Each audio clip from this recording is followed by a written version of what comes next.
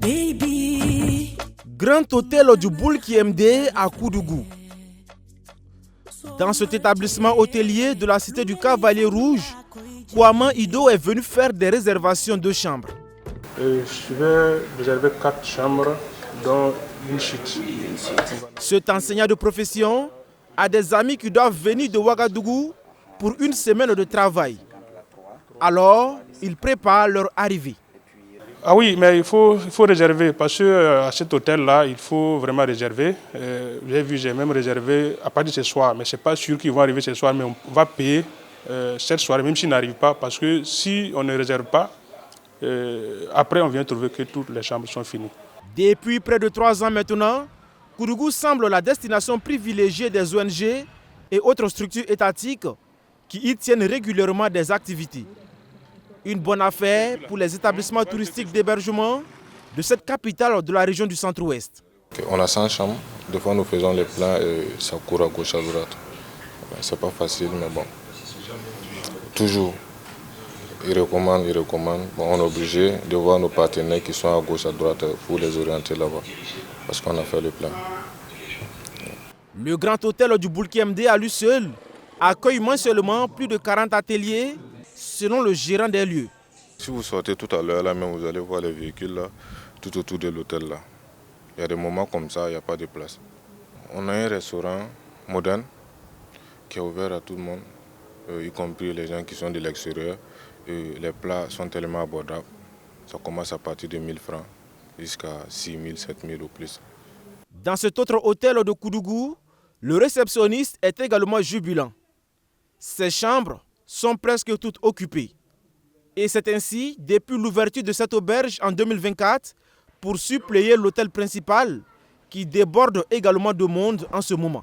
Bon, au moins par mois, nous pouvons accueillir minimum 60 visiteurs. Et puis il y a des temps également. Par exemple, et on a souvent des temps que nous-mêmes, on n'arrive pas à gérer tous les clients, tellement qu'il n'y a pas de place. Visiblement, Koudougou ne connaît pas la crise hôtelière que vivent les établissements touristiques d'hébergement des autres villes du pays, selon le directeur de cet hôtel. Sur place, nous avons 28 chambres, mais on a notre annexe qui est à côté, qu'on a fait ça en mini-villa, avec des chambres, et puis voilà. C'est rempli, c'est toujours comme ça. Et tout, c'est des gens qui viennent pour travailler. C'est juste pour le travail, oui. Si c'était qu'avant on n'avait pas de problème sécuritaire, il y avait beaucoup de touristes aussi qui étaient là.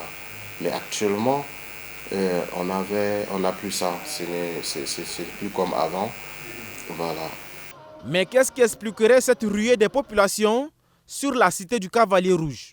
Oui, il faut dire que Koudougou, bon, c'est vraiment une ville bien aérée. Voilà, l'air est naturel, c'est pur, ce n'est pas trop plein comme les grandes villes telles que Ouagadougou. Bon, les gens se sentent vraiment à l'aise ici. Maintenant, quand on rentre à Koudougou et qu'on voit un gouvernorat qui n'a pas de mur, on voit une gendarmerie qui n'a pas de mur, ça n'honore pas, avec des bâtiments même vétustes. Moi, je pense que si les gouvernants ont la possibilité, nos dirigeants ont la possibilité de revoir la ville de Koudougou pour investir beaucoup d'autres choses, ça va attirer encore plus les gens et ça va développer l'économie locale. Malgré leurs bonnes affaires, les hôteliers de Koudougou restent tout de même craintifs. Peur de voir les structures étatiques stopper les missions en application de la politique de réduction du train de vie de l'État annoncée par le Premier ministre lors de sa déclaration de politique générale. Parce qu'à Koudougou, s'il n'y a pas de tourisme interne même, c'est foutu, ça ne va pas aller. Je pense qu'on doit valoriser ça. Les hôteliers de Koudougou demandent également aux autorités d'être très regardants sur les secteurs afin de limiter la prolifération des auberges et autres villas meublées qui leur font de la concurrence déloyale, alors que ces derniers ne payent pas forcément les taxes.